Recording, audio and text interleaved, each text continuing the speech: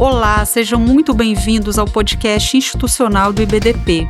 Eu sou a Maria Regina Uliana, coordenadora estadual do IBDP, lá no estado do Espírito Santo, faço parte da diretoria científica e hoje nós temos o prazer de receber aqui no nosso podcast Marcelo Barroso, procurador do Estado de Minas Gerais, especialista em regime próprio de previdência dos servidores. Nós vamos conversar hoje sobre as grandes transformações que estão impactando diretamente o regime dos servidores públicos, especialmente com a reforma da Previdência e os novos projetos em andamento, como a PEC 66 e a PEC 139. Ao longo dos próximos 20 minutos, nós queremos explorar as principais ameaças e oportunidades que essas mudanças podem trazer para os servidores, além de discutir caminhos possíveis para garantir a sustentabilidade do sistema.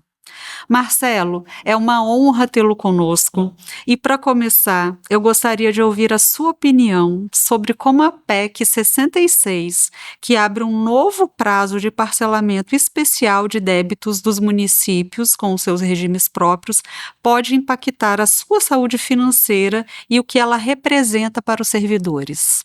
Bom, primeiro é um prazer estar aqui, né, Maria Regina, não só com você, mas com todos os nossos associados do Instituto Brasileiro de Direito Previdenciário, que sempre está antenado, né, com as questões novas, na previdência do servidor de modo geral, não só no regime próprio, mas também no regime geral, na previdência complementar, de uma forma bem global. É importante que o nosso associado e aqueles interessados tenham acesso a essa informação. Então, esse tema é interessante, eu acho importante nós contextualizarmos a situação. Nós tivemos uma recente reforma, a emenda à Constituição número 103, que impactou mais uma vez, de forma significativa, não só o regime geral, mas especialmente o regime próprio. Causou diversas alterações nos regimes próprios, cerca de 2.092 regimes próprios que nós temos, entre regimes de estados, municípios, a própria União tem o seu regime próprio federal, né? E o que aconteceu, Regina? Primeiro, houve uma desconstitucionalização daquelas regras que eram comuns a todos os RPPS. O artigo 40 até a emenda 103, né, o artigo 40 da Constituição, ele estabelecia de uma maneira uniforme regras, requisitos, cálculo de proventos, reajuste para todos os servidores de todos os RPPS. Com a emenda 103, boa parte das regras, a forma de cálculo e do reajuste, por exemplo, passaram a ser tratadas por lei de cada ente federativo. Então, cada ente federativo tem autonomia ampliada para tratar do RPPS, então poderia termos 2.092 RPPS diferentes. E aí, nessa questão, houve um contrafluxo que foi organizado pela proposta de emenda à Constituição número 66, que quer fazer o quê? Retomar a unificação de regras. Então, retomar a unificação de regras para que as regras sejam, de novo, todas previstas na Constituição, aplicáveis, então, a todos os servidores. Nesse ponto específico da sua pergunta, né, o que impacta um novo parcelamento, o que vem acontecendo? É muito recorrente o déficit nos regimes próprios, né? Todo mundo fala, o sistema dos servidores públicos ele é deficitário. Isso tem uma explicação, ele vem de um tempo que o servidor não contribuía para a sua aposentadoria, passou a contribuir com a emenda 20, passou a ter uma forma de cálculo de proventos e reajuste com a emenda 41. Isso é muito novo. Então é claro que isso não impactou ainda de forma a equilibrar o sistema. Isso vai ser de longo prazo. E eles querem respostas imediatas. Então, é muito comum um déficit do ente federativo com o RPPS, repasses que não foram feitos, né? Isso acontece. E a PEC, nesse ponto, visa o quê? Dar um fôlego para que o Tesouro Municipal, especialmente os municípios, para que o Tesouro Estadual possa recompor suas finanças e, dentro de um parcelamento adequado, né, fazer o repasse das verbas que estão pendentes de pagamento. Nesse ponto, é bom para a busca do equilíbrio, mas é mais importante que não deixa em aberto esse crédito do RPPS. Porque até então, já que estou devendo mesmo, o município dizia, eu vou pagar, porque a conta fica impagável. Com o parcelamento, isso favorece um pouco, isso modifica esse ponto de equilíbrio necessário para o RPPS. Marcelo, você acredita que esse parcelamento especial de débitos oferecido por essa PEC 66, ela pode de fato ser uma solução sustentável para os municípios ou corre o risco de se tornar só um adiamento para problemas maiores no futuro? Isso é importante. Maria Regina, é muito importante. Por quê? Isso não pode ser tratado de forma isolada. Isso aí não é a tábua de salvação do município e nem do regime próprio. Isso é uma medida que tem que fazer parte de um outro conjunto de medidas que buscam efetivar o equilíbrio financeiro atuarial. Dar fôlego ao município para que ele pague a previdência é interessante tanto para a previdência quanto para o município, que vai poder reorganizar as suas contas.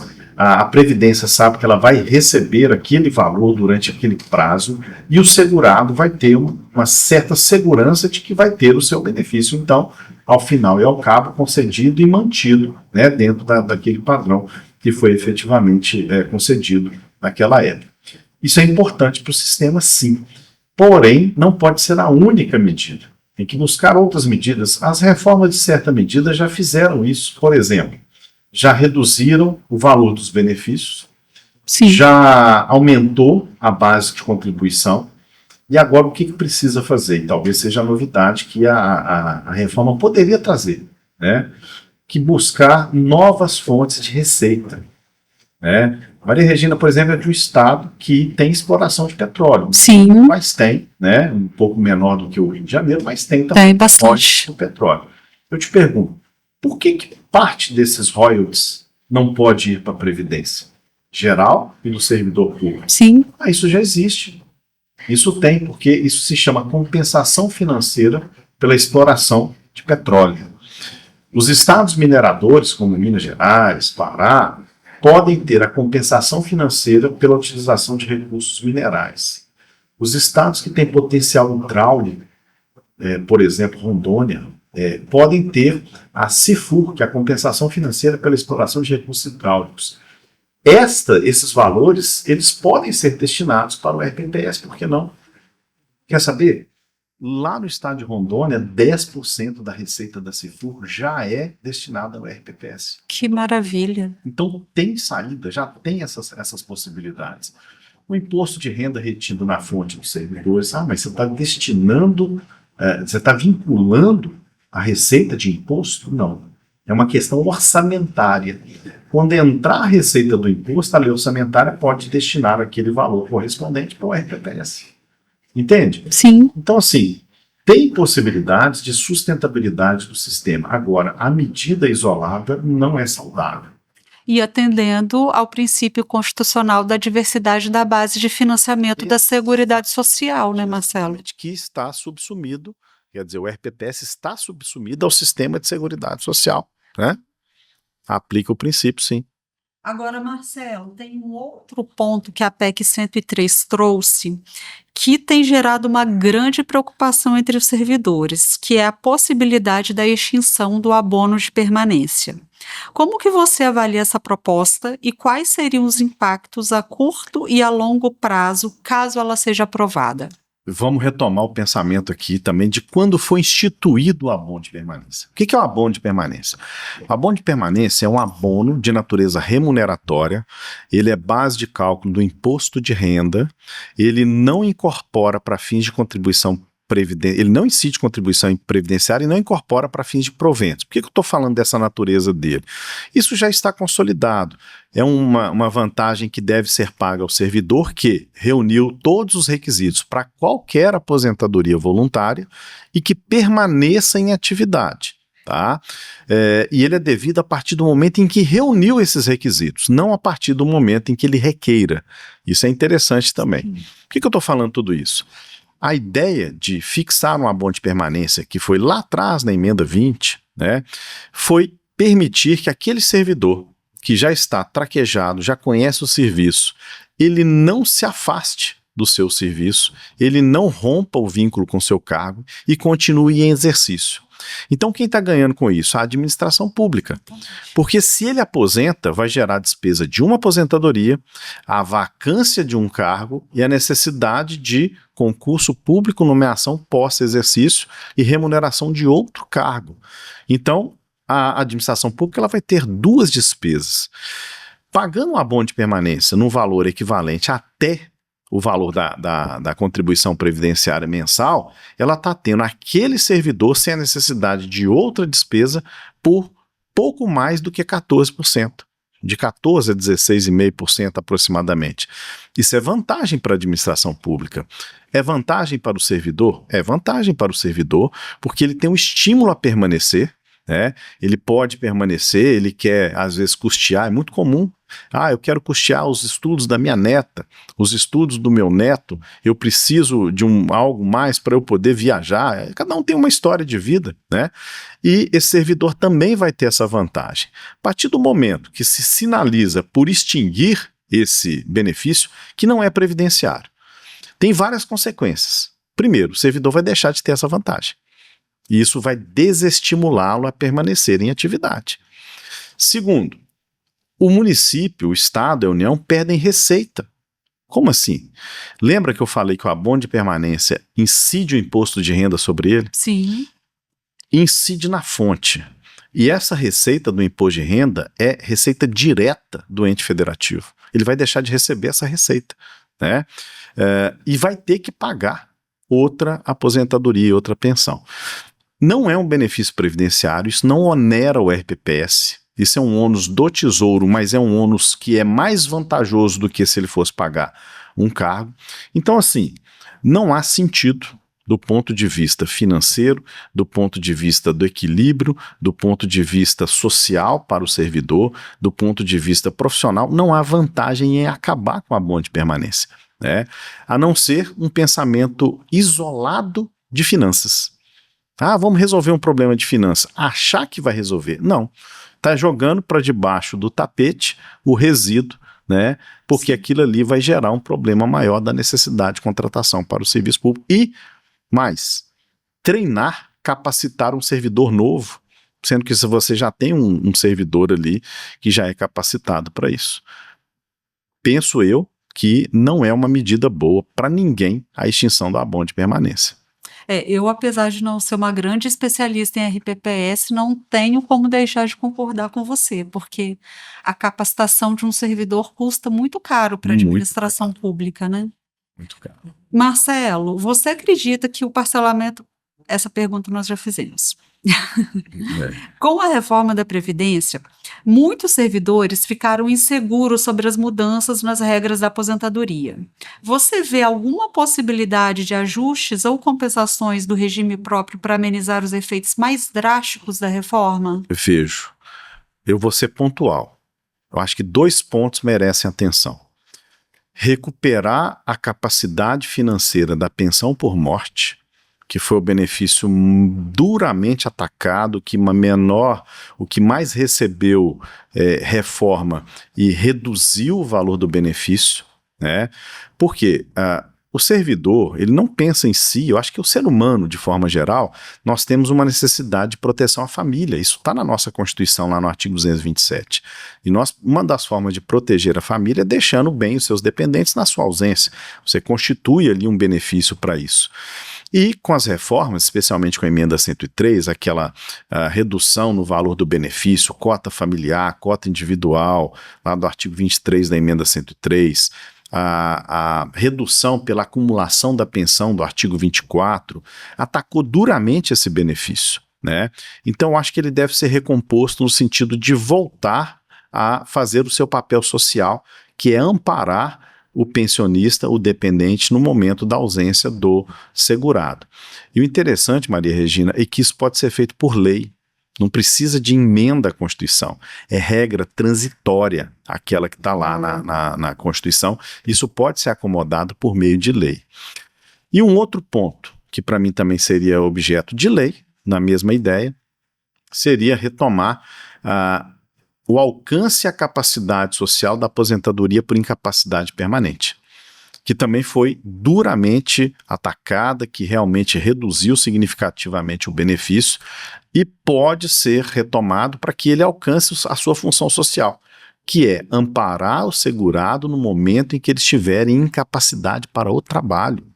Ele está numa situação de contingência extrema, a mais próxima disso é a morte, né? Então, é preciso dar condições financeiras para que esse segurado e o servidor tenha condições de suprir as suas necessidades no momento da sua incapacidade. Marcelo, há também uma discussão muito crescente sobre a equiparação dos regimes próprios com o regime geral de previdência. Você vê essa tendência como inevitável? E quais seriam os maiores desafios e riscos dessa possível equiparação, do seu ponto de vista? Primeiro, as reformas já sinalizam para isso. Isso é fato.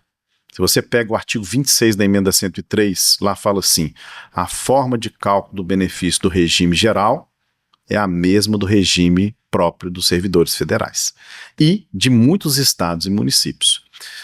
O rol de dependentes para os RPPS tem que seguir o padrão do RGPS. O RGPS, ele é, de certa forma, princípio de aplicação subsidiária ao RPPS. Eu tenho até uma aula sobre isso, que é a proximidade do RGPS, do pontos de contato, pontos de interseção entre RGPS e RPPS. Isso é inevitável. Agora, uma coisa são pontos de interseção, outra coisa é um se subsumir ao outro. Uma coisa é unificar. Eu não vejo isso com bons olhos, porque você vai juntar coisas diferentes. Não estou falando que é melhor ou pior. São coisas diferentes. Particularidades, né? Muitas especificidades, muitas particularidades. O sistema não vai funcionar adequadamente. É melhor que ele funcione separado, com pontos de interseção, e que venha a previdência complementar a integrar esses elementos do regime geral, do regime próprio, do regime complementar, para que nós tenhamos efetivamente uma previdência forte que faz parte de uma seguridade social forte. Então, pontos de interseção, ok, interessante. Agora, a ponto de um subsumir-se ao outro, ou unificar, ou fundir, incorporar, não vejo isso como saudável. Para o sistema, não. E Marcelo, para finalizar, além das PECs que nós já temos em tramitação, o que mais você acredita que está no horizonte dos regimes próprios?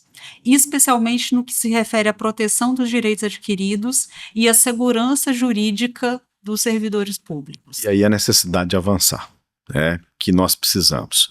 Sim, proteger o direito adquirido, eu acho que em termos normativos, isso foi alcançado pelas reformas. Ficou até uma tradição, né, Maria Regina? O artigo 3º das emendas, os artigos 3º da emenda 20, da emenda 41, da emenda 103, que garantem o direito adquirido no papel. Claro que isso tem que ser efetivado na prática.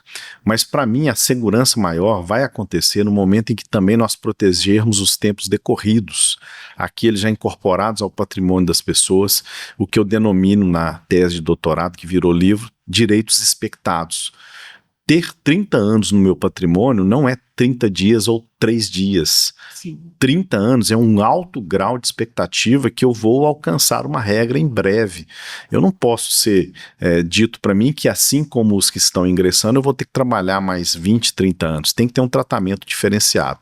E aí eu penso que nós devemos evoluir muito nas regras de transição. Por exemplo, se adotar a PEC, essa proposta de emenda à Constituição 66, ela tem que vir com regra de transição. E, Regina, não está vindo.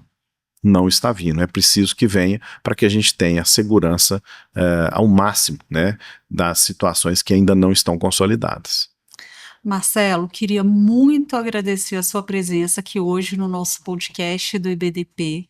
Você é uma referência em regime próprio, né, de previdência social. Sempre te acompanho, sempre ouço você e esses 20 minutos aqui que voaram já foi uma aula para mim, que eu já vou sair desse podcast aqui já abastecida de muitas informações e tenho certeza de que os nossos ouvintes também. Muito obrigada por ter participado aqui conosco hoje.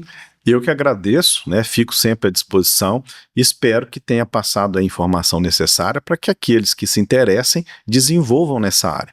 Eu falo que hoje o profissional precisa ser completo, né? Ele precisa entregar o trabalho para o servidor, para o segurado, para o assistido, para o pensionista, para o participante, para o patrocinador, para o ente federativo. Ele tem condições de saber, ao final e ao cabo, o direito previdenciário como um todo. Te agradeço muito e agradeço a todos do IBDP. Muito obrigada mais uma vez, Marcelo. E Você disse que teria uma grande novidade. Você contou para mim antes da gente começar que você teria uma grande novidade para. Tem uma grande novidade, sim, e eu vou te contar para todos os nossos ouvintes também. Nós vamos fazer em 2026, olha só, primeiro congresso de direito previdenciário focado na previdência do servidor pelo Instituto Brasileiro de Direito Previdenciário. E onde que vai ser, Marcelo? Então, nós estamos namorando o estado do Espírito Santo. Eu acho que vai ter casamento. Eu acho que vai ter casamento, quem sabe, né? Então fiquem atentos aí para as próximas informações, mas vai ser nessa linha que nós estamos construindo. Estou torcendo muito por isso, tá? Todos nós. E, Marcelo, uma outra coisa que eu gostaria de te pedir. Convide todos os nossos associados e as pessoas que acompanham o IBDP aqui nas redes, aqui no nosso podcast, para o nosso próximo Congresso Brasileiro de Direito Previdenciário, que vai ser em Brasília. Brasília, capital federal, né? Vai ser um evento que nós já estamos preparando com novidades, vai ter um fortalecimento da previdência do servidor, afinal de contas nós estamos na capital federal, né?